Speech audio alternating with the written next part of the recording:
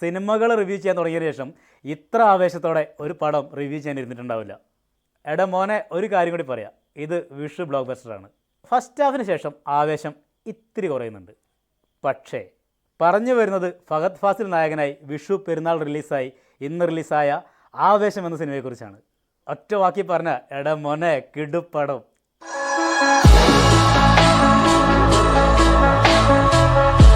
പടത്തിന് ആവേശമെന്ന് വെറുതെ ഒരു പേരിട്ടതല്ല, തുടക്കം മുതൽ അവസാനം വരെ കിടിലൻ ആവേശത്തോടെ കണ്ടിരിക്കാൻ പറ്റുന്ന ഒരു എൻ്റർടൈനറാണ് ആവേശം. പടത്തെക്കുറിച്ച് പറയുകയാണെങ്കിൽ ഒരു ഫഹദ് ഫാസിൽ അഴിഞ്ഞാട്ടം എന്ന് തന്നെ പറയാം. അതിലേക്ക് വരാം. അതിനു മുന്നേ പടത്തെക്കുറിച്ച് മൊത്തത്തിലുള്ള കുറച്ച് കാര്യങ്ങൾ പറയാം. പടത്തിലെ റാപ്പുകൾക്കൊക്കെ ഗംഭീര നിലവാരമുണ്ട്. Cinematography, colour grading, makeup, art തുടങ്ങി സിനിമയിലെ ടെക്നിക്കൽ സൈഡിലെല്ലാം ആളുകൾ മത്സരിച്ച് പണിയെടുത്തിട്ടുണ്ടെന്ന് സിനിമയുടെ ഔട്ട്പുട്ട് പറയുന്നുണ്ട്.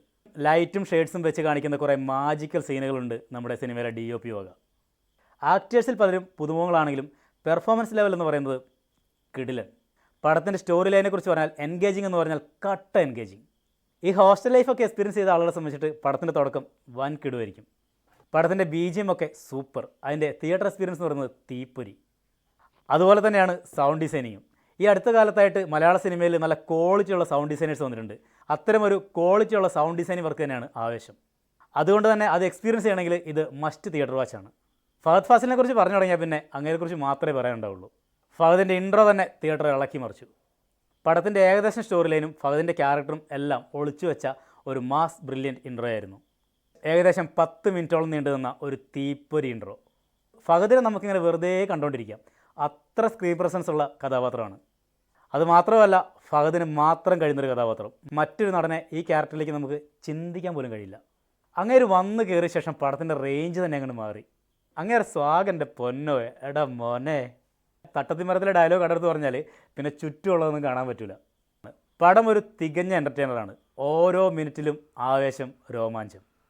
ഇൻ്റർവെല്ലിന് മുന്നൊരു തീപ്പൊരി ഫൈറ്റ് ഉണ്ട്, ഒരു രക്ഷയില്ലാത്ത ഫൈറ്റ്. ഞാൻ പൊതുവേ മലയാള സിനിമയിലെ ഫൈറ്റ് സീനുകൾ ഇഷ്ടപ്പെടുന്ന ഒരാളല്ല, പക്ഷേ ഇതിലെ ഫൈറ്റ് സീനുകൾ ത്രസിപ്പിച്ച് കളഞ്ഞു. ഫസ്റ്റ് ഹാഫിന് ശേഷം ആവേശം ഇത്തിരി കുറയുന്നുണ്ട്. പക്ഷേ പെട്ടെന്ന് തന്നെ പടം വീണ്ടും ട്രാക്കിലോട്ട് കയറും.